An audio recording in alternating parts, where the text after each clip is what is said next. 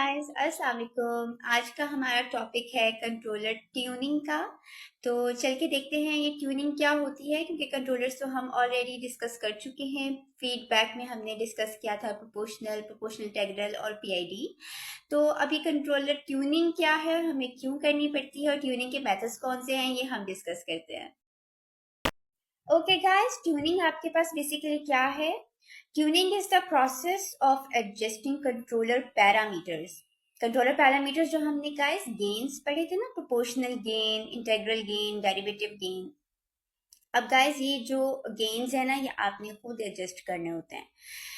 बाज़ औक़ात जैसे मैं लैब फर्नेस की बात करती हूँ या कुछ इंस्ट्रूमेंट्स की बात करती हूँ, हमारे पास एसी में अगर पीआईडी यूज़ हो रहा है तो ये ऑलरेडी एडजस्टेड होते हैं कंपनी की तरफ से। लेकिन जब हम कंट्रोलर इंडस्ट्री में यूज़ करते हैं, हम नया कंट्रोलर बाय करते हैं, तो हमें इसकी वैल्यू को ट्यून करना पड़ता है अपने प्रोसेस के हिसाब से। तो इसको एडजस्ट करने को, इन वैल्यूज़ को, इसको हम ट्यूनिंग बोलते हैं, ताकि हमारा सिस्टम जो है वो डिज़ायर्ड वे में एक्ट करे। जैसे कि कंट्रोलर का मकसद है कि उसने उसको सेट पॉइंट तक आपके आउटपुट को पहुंचाना है और उसको फिक्स रखना है। तो इसके लिए डेफिनेटली हमारे पास एरर की तो वैल्यू आ रही होती है, लेकिन हमारे पास जो गेन्स हैं ये आपको खुद एडजस्ट करने होते हैं, और हम ऑलरेडी फार्मूला से डिस्कस कर ही चुके हैं। और गाइस देखते हैं कॉमन मेथड्स है, जिनके नेम्स हैं ज़ीगलर निकल्स मेथड, क्लोज लूप है पहला हमारे पास। दूसरा भी हमारा ज़ीगलर निकल्स मेथड ही है, लेकिन ये ओपन लूप है।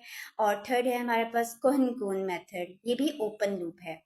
ये वन बाय वन डिस्कस करेंगे इस वीडियो में। मैं आपको बताऊंगी Ziggler Nicholls close loop method के हवाले से, फिर नेक्स्ट हम बाकी दो भी डिस्कस करेंगे। तो चलें शुरू करते हैं। Ziggler Nicholls close loop method को हम अल्टीमेट गेन मेथड भी कहते हैं। इसको स्टेप बाय स्टेप अंडरस्टैंड करते हैं। पहले गाइस आप आ जाओ डायग्राम पे। मेरे पास एक पंप है जो एक स्पेसिफिक फ्लो रेट दे रहा है किसी भी फ्लूइड लिक्विड का, सपोज। तो और मेरे पास एफएम जो है फ्लो मीटर है, जिससे वैल्यू जा रही है। पीआईडी कंट्रोलर मैंने लगाया हुआ है, कंट्रोलर अपना सिग्नल दे रहा है पंप को। वीएफटी बेसिकली गाइस आप कह लो एक डिमर टाइप की चीज़ है, वेरिएबल फ्रिक्वेंसी ड्राइव की, जो पंप की स्पीड को चेंज करेगा सो डैट कि आपका फ्लो रेट, अगर आपको ज़्यादा चाहिए तो स्पीड ज़्यादा कर दे, कम चाहिए तो स्पीड को कम कर दे। अच्छा गाइस, होता ये है कि सबसे पहले मेरा सिस्टम एक स्मूथली चल रहा है, मैंने खुद से पंप की स्पीड रखी हुई है, और अब मैंने कंट्रोलर को इंट्रोड्यूस करवा दिया है, क्योंकि मेरे पास गेन्स की वैल्यू नहीं है, मुझे एडजस्ट करनी है। ठीक है, तो अब सबसे पहला स्टेप मैं क्या करूँगी, मैं करूँगी कि मैंने सिर्फ प्रोपोर्शनल गेन की एक वैल्यू देनी है। ठीक है, मैंने सिर्फ एक प्रोपोर्शनल एक्शन को एक्टिव किया हुआ है, मैंने डेरिवेटिव को और इंटीग्रल की वैल्यू को ज़ीरो किया हुआ है। मुझे फ़िलहाल ये नहीं चाहिए। अब मैं क्या करती हूँ कि मैंने खुद से को गेन की वैल्यू दे दी है। आप थोड़े से शुरू करो, थोड़े सी को गेन की वैल्यू दे दो, प्रोपोर्शनल गेन की। ठीक है, प्रोपोर्शनल गेन की वैल्यू मैंने दी, और मैंने एक नया सेट पॉइंट इसको दे दिया कि मुझे ये हायर फ्लो रेट चाहिए। कंट्रोलर को सेट पॉइंट मिल गया, उसको प्रोपोर्शनल गेन की वैल्यू उसके पास है, और एकदम से जब आउटपुट की वैल्यू उसके पास आ रही है तो उसके पास एरर जनरेट होगी ऑफ कोर्स, जब वो सेट पॉइंट से उसको मैच करेगा, और वो आगे सिग्नल देगा पंप को कि वो स्पीड को इंक्रीज करे। नेक्स्ट स्टेप है आपका कि अब जी इसने सेट पॉइंट तक पहुंचना है। अब गेन की वैल्यू मैंने वो रखनी है, थोड़ी थोड़ी मैं बढ़ाती जाऊंगी कि मुझे सस्टेन्ड ऑसिलेशंस मिलें। अब सस्टेन्ड ऑसिलेशंस जो है, ये मैं आपको नेक्स्ट डायग्राम में, नेक्स्ट स्लाइड में बताती हूँ कि सस्टेन्ड ऑसिलेशंस की तरफ हमने जाना है तो ये होती क्या है। ओके गाइस, हमारा जो थर्ड स्टेप है वो है कि आपने रिकॉर्ड करना है अल्टीमेट गेन और अल्टीमेट पीरियड।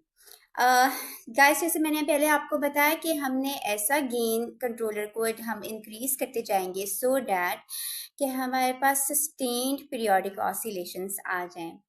इसके लिए आप गाइस डायग्राम पे आ जाओ।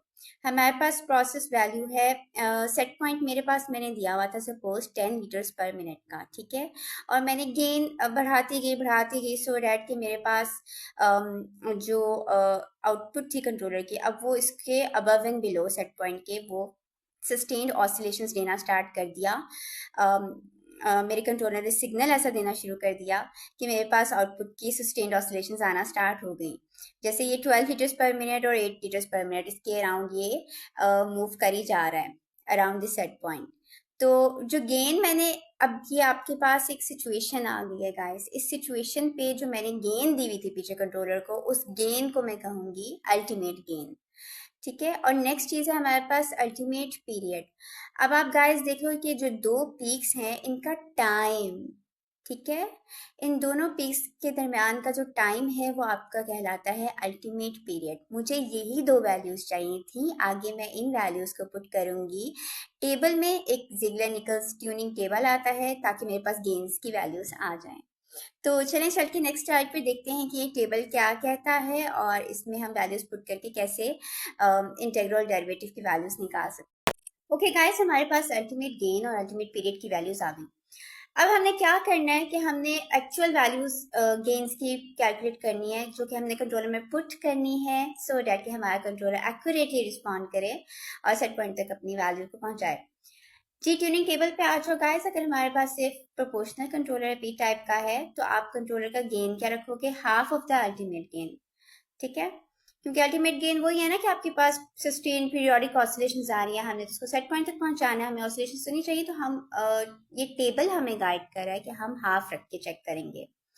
अच्छा गाइस, जब आप हाफ ऑफ द वैल्यूज को लेके आप कंट्रोलर में पुट करोगे तो जरूरी नहीं है कि आपका कंट्रोलर बहुत अच्छा रिस्पॉन्ड करे। आपको थोड़ा सा बाद में फाइन ट्यून भी करना पड़ेगा सो डैट कि वो बेहतर तरीके से काम कर सके। Keep this thing in mind, ये एक सिर्फ स्टार्टिंग वैल्यूज हैं, आपको एक गाइड मिल गई है लेकिन आपको बाद में थोड़ा सा फाइन ट्यून भी करना पड़ेगा। सेकेंड है गाइस, आपका पी आई है अगर, तो आपने गेन डालना है प्रोपोर्शनल का, तो 0.45 इंटू अल्टीमेट गेन, तो वो आप अपनी वैल्यू निकाल लो कि प्रोपोर्शनल गेन की। आगे है आपका इंटीग्रल टाइम। अच्छा गाइस, समटाइम्स ऐसे होता है कि आपका जो कंट्रोलर है वो आपसे इंटीग्रल टाइम या डेरिवेटिव टाइम मांगता है, वो आपसे गेन्स की वैल्यूज नहीं मांगता। टाइम मांग रहा है तो इसमें आपको गाइड किया गया कि आपके टाइम की वैल्यू कैसे कैलकुलेट करनी है। नीचे वाला टेबल आपको बता रहा है अगर वो गेन की वैल्यू मांग रहा है तो आप गेन कैसे निकालोगे टाइम से, ये भी आपको फॉर्मूला बता दिया गया।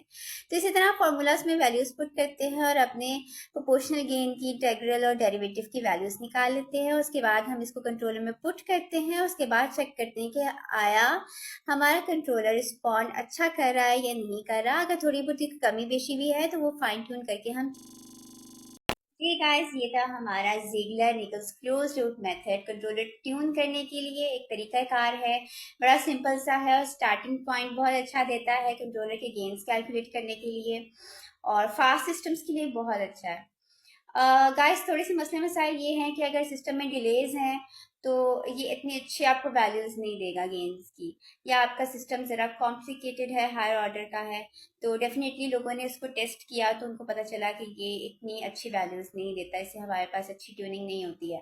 तो उसके लिए और मेथड्स हैं, वो हम आगे डिस्कस करेंगे। वैसे ये बहुत अच्छा है और सिंपल सिस्टम्स के लिए, फास्ट सिस्टम्स के लिए, और थोड़ी बहुत ही कमी बेशी रह जाएगी आप इससे जो वैल्यूज कैलकुलेट करेंगे जब आप कंट्रोलर में पुट करेंगे, तो शायद थोड़ा सा अगर मार्जिन रह जाता है, स्लो है या आपका ओवरशूट आ रहा है, तो वो आप बाद में फाइन ट्यून करते हो, थोड़ा सा आप एडजस्ट और गेन्स को करोगे ताकि आपका सिस्टम बिल्कुल बेहतर तरीके से काम करे।